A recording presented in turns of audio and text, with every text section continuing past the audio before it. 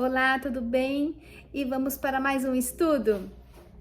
Último capítulo desse livro aqui maravilhoso que tanto nos ensinou sobre estarmos posicionadas em oração, orar em específico.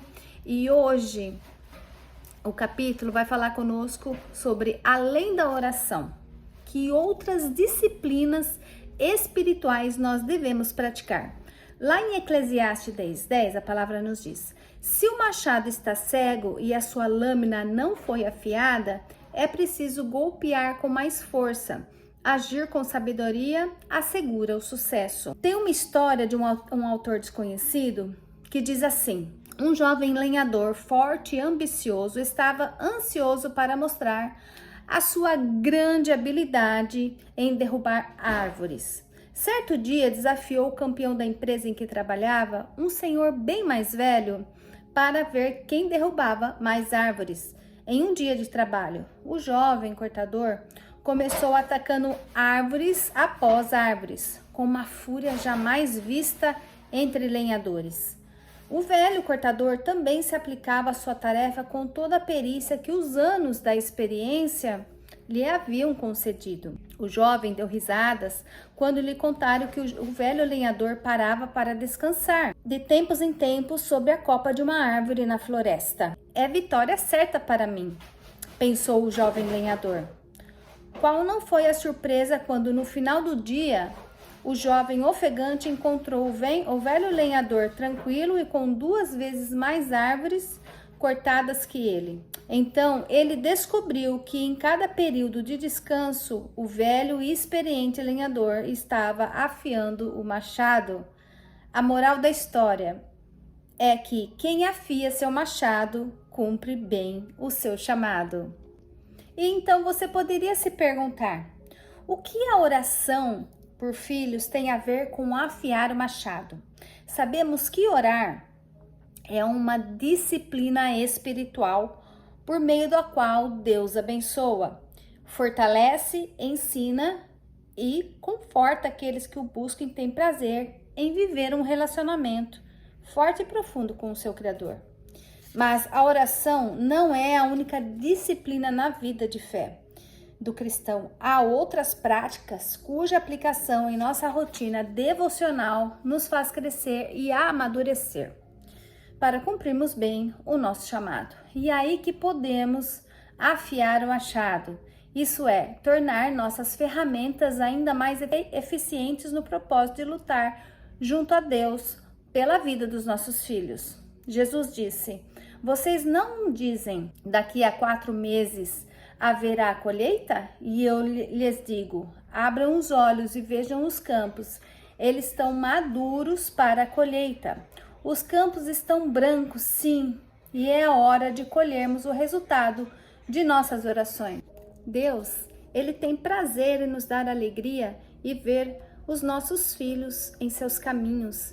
Enquanto colhemos, continuamos orando. Se um filho está encaminhado, abraçamos centenas ou milhares de outros, pois o que sonhamos é que nenhum se perca. Por isso, antes temos muito trabalho, muitos filhos fora do aprisco e precisamos nos fortalecer, nos alimentar e crescer diante de Deus.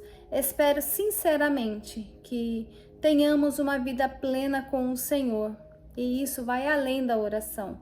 No exercício do chamado de interceder pelos filhos, precisamos, por exemplo, nos entregar aos exercícios de piedade, e isso sempre buscando a meditação nas Escrituras. Até a minha chegada, dedique-se à leitura pública da Escritura, à exortação e ao ensino. 1 Timóteo 4,13. Compreendemos bem o cuidado de Paulo com o seu filho na fé, Timóteo, e essas orientações servem para nós em nossos dias. Devemos praticar as disciplinas espirituais nas atividades diárias, não como pesos nem cadeias que nos prendem e sobrecarregam. Pelo contrário, a dedicação a elas nos deixa leves. Encontramos na Bíblia o convite para nos dedicarmos às disciplinas como meditação, jejum, oração e outras, que nos ajudarão muito em nossas vidas de fé. dado a grande importância de se associar a oração a essa disciplina. Compartilho informações sobre algumas delas. Meditação nas Escrituras. Não basta ler as Escrituras, é preciso meditar sobre aquilo que lemos. Se não o fizermos, a leitura bíblica será somente um passar de olhos sobre algumas letras e números, sem que represente nenhuma influência ou mudança significativa em nossa vida. Por isso, é fundamental entendermos que a absorção das informações da Bíblia só se processa com eficiência se conseguirmos parar para refletir sobre aquilo que lemos. Mas há um problema, o corre-corre da vida, somos apressadas, tudo é urgente, achamos as 24 horas do dia muito pouco para cumprir uma agenda tão lotada. Jesus, entretanto, nos convida a ter descanso e não priorizar o amanhã, a ponto de vivermos como se estivéssemos com um pé lá e outro cá. É difícil, pois a verdade é que não conseguimos nos aquietar. No meio deste rebuliço todo, como é possível pensarmos em meditação? Será que somos capazes de ter uma rotina de meditação em dias como os nossos? Será? Afora monges e alguns outros, quem pode parar por tanto tempo para meditar? Por incrível que possa parecer, essa disciplina é viável. Começar a meditar nas Escrituras é um alento para a alma, um ponto de partida para as demais disciplinas. Salmos 1, de 1 a 3 nos diz: como é feliz aquele que não segue o conselho dos ímpios, não imita a conduta dos pecadores, nem se assenta na roda dos zombadores. Ao contrário, a sua satisfação está na lei do Senhor, e nesta lei medita dia e noite. É como uma árvore plantada à beira das águas correntes, dá fruto no tempo certo e suas folhas não murcham. Tudo que ele faz prospera. Como temos a Bíblia como a nossa regra de fé e prática, tudo o que fazemos deve ser avaliado pelas Escrituras. Ela é o estatuto do cristão e deve ser conhecida. Por isso, o tempo que dedicamos à reflexão e ao entendimento da Bíblia é precioso. Não devemos simplesmente ler as passagens, os capítulos e os versículos displicentemente, como se lê um livro qualquer. A Bíblia deve ser manuseada sobre oração, com anotações, sanando-se dúvidas com especialistas ou livros com base em reflexão, sempre em sintonia com o Espírito Santo. Só assim seremos iluminados por Deus e compreenderemos o conteúdo da sua palavra. E é nessa dinâmica de entendimento de conteúdo bíblico que nos faz ler um mesmo versículo em ocasiões diferentes e o Espírito nos leva a extrair lições distintas a cada vez, com base no entendimento divino do momento pelo qual passamos. Assim, o Senhor cuida do nosso coração da forma mais precisa. É lindo o modo como a palavra fala conosco quando nos dedicamos à meditação. Amém? E um outro fator aqui muito importante, né? Como ela disse aqui no título, além da oração, as outras disciplinas. A primeira, falamos sobre a meditação da palavra e vamos falar da segunda agora, o jejum. Muito se fala a respeito do jejum, mas é preciso esclarecer bem o que é essa disciplina espiritual. Nossa cultura costuma confundir jejum com sacrifício, mas não é isso. Precisamos nos ater ao verdadeiro conhecimento e ao real objetivo do jejum, para que recebamos as bênçãos espirituais que advêm da prática dessa disciplina, sem ficarmos ligados a um fanatismo questionável ou algo que seja encarado como despropositado. Jejum é uma forma de amortecer a carne e fortalecer o espírito.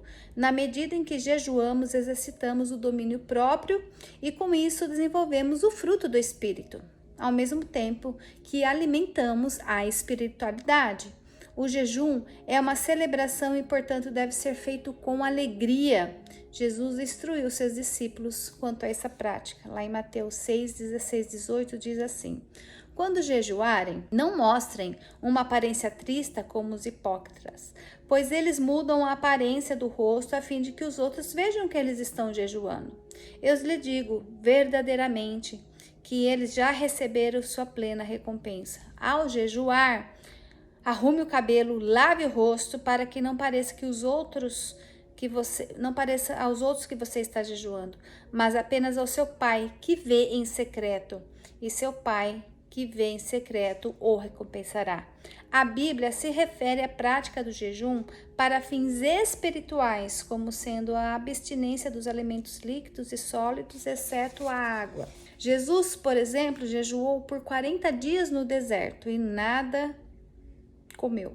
Todavia, as Escrituras também fazem menção a jejuns parciais como o de Daniel. Não comi nada saboroso, carne e vinho, nem provei, e não usei nenhuma essência aromática até se passarem as 3 semanas. Daniel 10:3. Vemos ainda algumas situações de jejuns coletivos. Em Israel, havia um único dia de jejum oficial pela expiação dos pecados. Depois, outros dias em que essa disciplina era praticada foram sendo acrescentados. É maravilhoso e poderoso quando grupos se ajuntam para jejuar. Deveríamos incentivar mais essa prática em nosso meio, em nossos grupos de oração. O jejum sempre foi compreendido nas Escrituras como uma disciplina muito importante, e precisamos meditar na Bíblia sobre essa relevância. O apóstolo Paulo costumava praticá-lo. Trabalhei arduamente, muitas vezes fiquei sem dormir, passei fome e sede e muitas outras vezes fiquei em jejum. 2 Coríntios 11. Assim vemos que o jejum é uma prática para os nossos dias, válida como meio de fortalecer a nossa espiritualidade e reduzir as inclinações da carne. Nunca podemos compreendê-lo como sacrifício usado como forma de barganha, a fim de tentar conseguir algo de Deus. Uma outra disciplina é a comunhão. Não fomos chamados para estar sozinhos na caminhada cristã, mas sim para fazermos parte de um corpo, o corpo de Cristo, a igreja. Jesus agrupou esses discípulos em uma comunidade, selecionou-os, ensinou-lhes, enviou 2 a 2, mandou para que amassem e dessem a vida um pelos outros. O meu mandamento é este, lá em João 15, 12 a 13. Amem-se uns aos outros como eu os amei. Ninguém tem maior amor do que aquele que dá sua vida pelos seus amigos. A disciplina da comunhão é uma chamada para a verdade de que Jesus chamou para si um povo.